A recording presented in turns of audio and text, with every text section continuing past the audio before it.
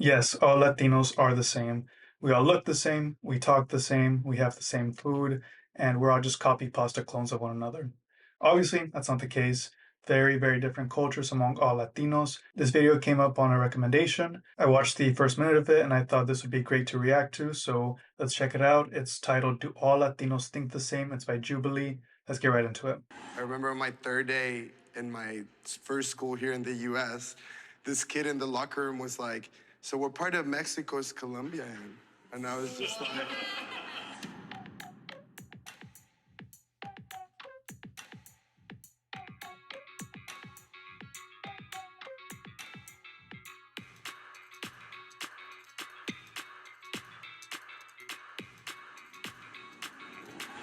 I celebrate Cinco de Mayo. Three, two, one, go.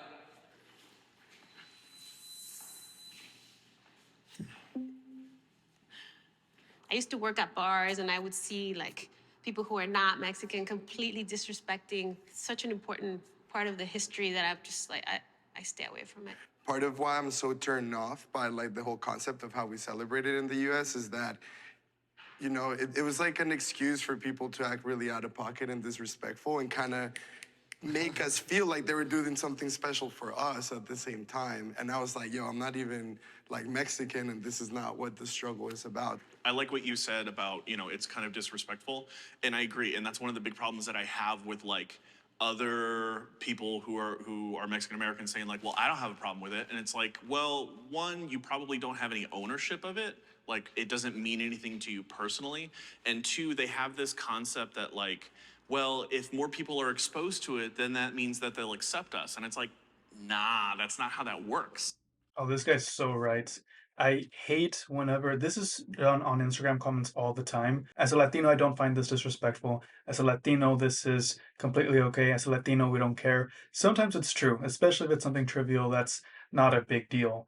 But for general big topic things, I just find that so annoying because they make it seem like, hey, as a Latino, I speak for all people. And for the most part, it's always on something that is, and it's pretty much always for something that's stupid, something that's a little controversial, something that will make them seem more likable than other Latinos. It's just annoying. It's a day for me to kind of think about my own experiences and how I can teach other people. Are they really accepting us? It's not really us. That's not Yeah. who we are. Yeah, We don't all wear sombreros and have handlebar mustaches Yeah. and eat tacos every day. I do. I have a mustache and I wear tacos every day. People assume I'm Mexican. Three, two, one, go. People take one look at me and assume I'm Mexican. I take one look at myself and I know I'm Mexican.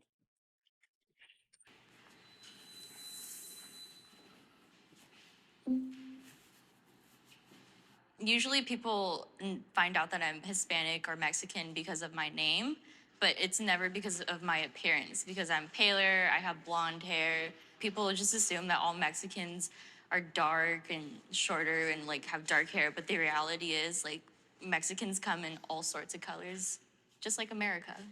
I've never gotten like, you look Mexican, even though I feel like in every Latino blog I read, it's like people always assume I'm Mexican as a Latino, and I'm just like, well, it's not really true to me. I only get called Mexican because of what you said. Oh, you're Latina, so you must be Mexican, and then I go explain like, there's a whole continent, like it was like many, many countries and a lot of Latinos are from the US, like we're the largest minority. We didn't all just come last week. We've been here. So it's just ignorance. I Yeah, that makes sense. The people on the right do look the most Mexican. I'd be able to tell that they're Mexican no matter where I saw them, honestly. The people on the left, they are a little more racially ambiguous. super hear that because like I remember on my third day in my first school here in the US, this kid in the locker room was like, "So what part of Mexico is Colombia in?" And I was like, so for my third world country, they teach us the effing world, but out here apparently in like the Silicon Valley, you guys don't get a map. I feel comfortable speaking my native language in public. Three, two, one. In Texas, you can speak Spanish anywhere. Actually, no, I take that back. In South Texas, I'm from the Valley, which is right by the border. There, a lot of people speak Spanish. Pretty much any restaurant, any business you go to, customer service team will probably speak Spanish. Here in Seattle, I do currently live in Seattle. It's very different, but I've never once felt like, hey, I can't speak Spanish in public. Maybe it's because Seattle is a big liberal city, but maybe if I went to some redneck small town in Texas, I definitely think I'd get some looks. But overall, my experience pretty good. Go. You bet. Since I've moved to the Bay, I've had Mexican, Salvadorian, and Honduran parents and students literally act as if they don't understand me because I speak in a Black Spanish vernacular. I'm just at the point where I'm just like, I'm tired of like acting as if our language is uneducated or acting as if our language is like comes from nothing. Our language comes from literally everything. Even though I'm not fluent in Spanish, I'm conversational. I still speak it at work, like, and all my customers, they come to me relieved, like, when they find out that I can communicate to them in Spanish. And even though I'm not fluent, I do, however, see a little dishonor, kind of, when I go visit family.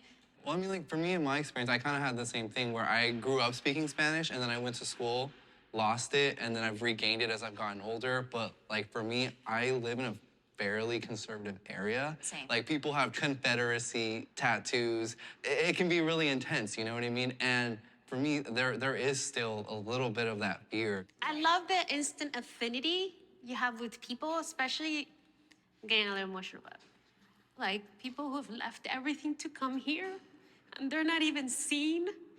And when I speak to them in Spanish, I feel that they feel seen for the first time. And even though we're not from the same country, we don't have the same experiences, I just feel like I have to. And I am so, I feel so blessed that I can speak Spanish. I just hope like we just honor our roots and not just Spanish, but like you said, there's a lot of native uh, languages that we should honor and we should practice.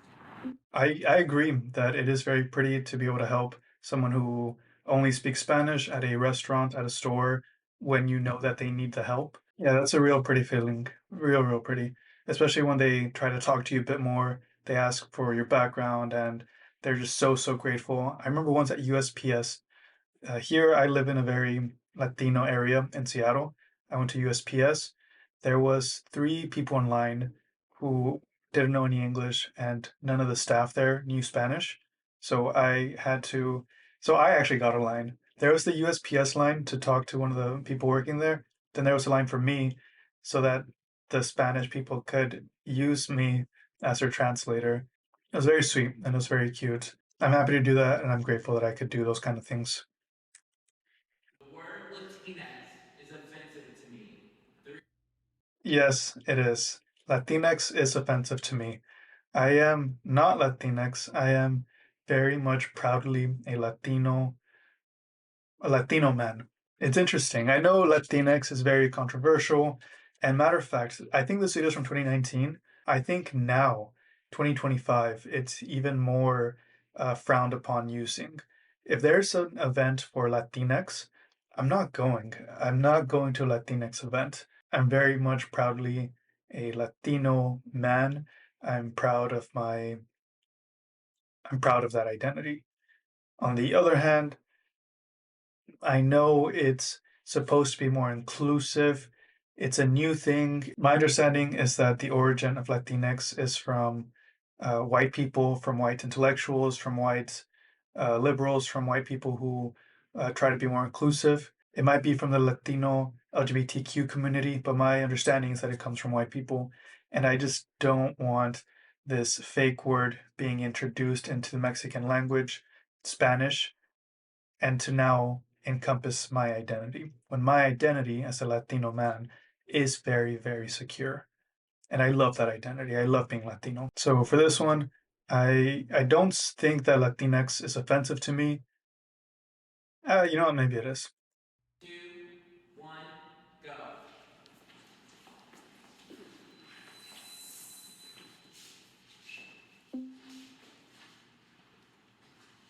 I kind of like have a bigger problem with the word Hispanic. While I'm not in love with the word Latinx, like I really do love that it's inclusive of all genders. I'm waiting for the point where there will be another term because it just doesn't sit right.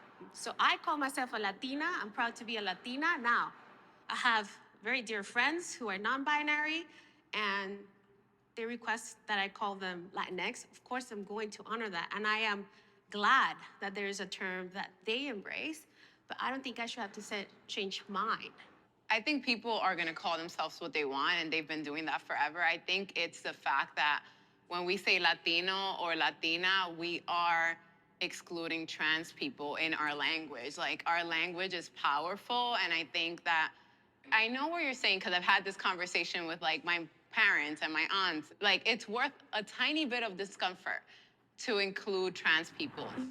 Spanking your child is not child. Oh man. 3, 2, 1, go. How hard? I think that's the thing that we gotta talk about that. Oh man.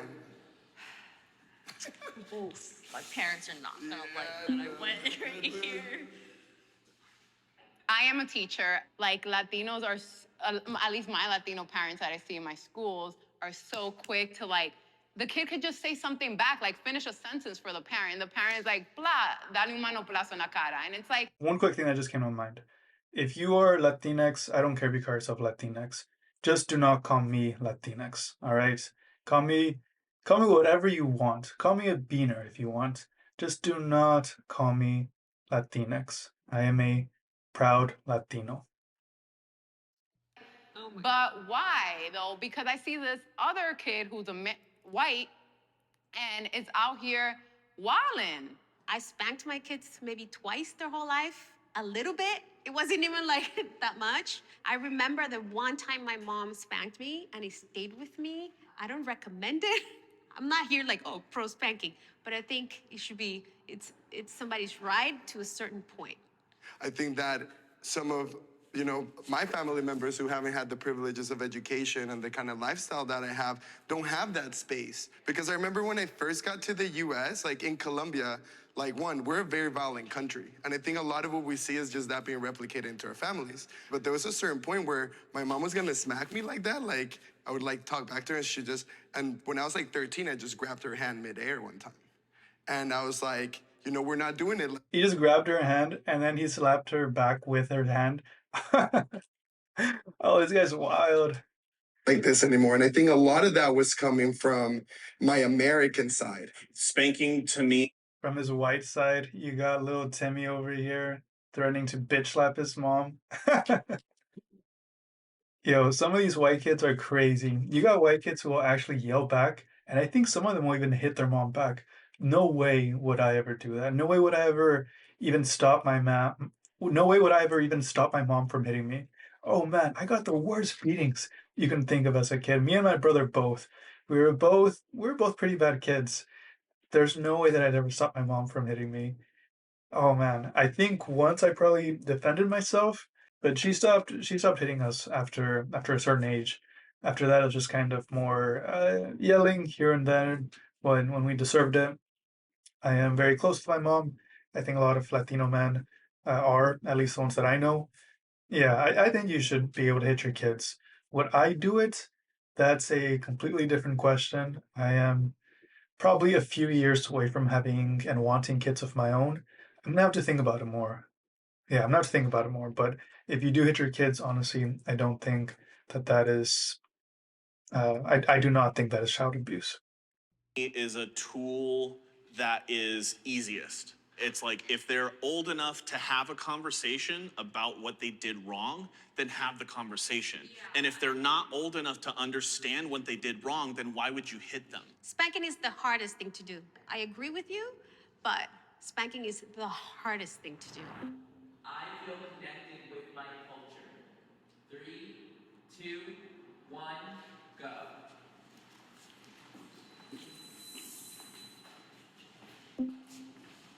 You guys remember in the movie Selena when they're in the van and Abraham is talking to Selena.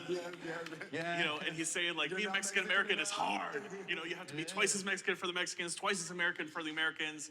And it's exhausting. Yeah. And that's more or less where I am right now. And that's why I moved completely away from national identities. Like, that's why I don't identify as Mexican, because to Mexicans who are from Mexico, I'm not Mexican enough. That's another thing that I also have an issue with is just because I'm paler, I'm güera, I get thrown into that white supremacist kind of category that no one really likes. And that literally, it destroys me mentally. Like, it's just no one has the right to tell you what you are or assume what you are. And it's really just frustrating.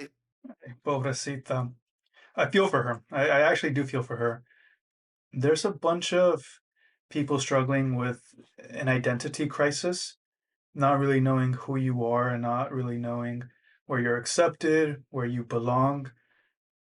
A lot of it, I think, stems from your culture and not really being accepted by your own people or even being ostracized by your own people.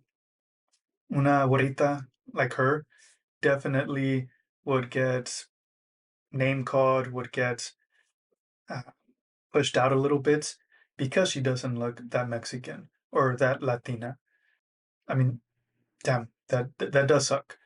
Not being able to know who you really are, what your values are, what your morals are, I think that's one of the worst feelings you could go through. If you're going through that, get some therapy. I really like that you bring up that point because I think as a community, we need to do a lot of work around that in the sense that I have noticed in my own experience how me having light skin has definitely yielded me different results, or I've been able to push different boundaries of I've had different access. Because we do have a lot of things in common. As a people, we have, I know it's not just language, because if you don't speak Spanish, you're still gonna be fully embracive of the culture. So I just love finding those commonalities between different, nationalities. It makes me happy. I'm enjoying a group hug. Hey guys, my name is Michael. I'm Ian. Thank you so much for watching this episode of Spectrum. It's so amazing to see. That's it for this video. Really interesting video. I'll link it in the description. Thank you for watching. If you enjoyed the content, please subscribe. If you liked the video, like the video. If you have thoughts, leave a comment. That's it for now.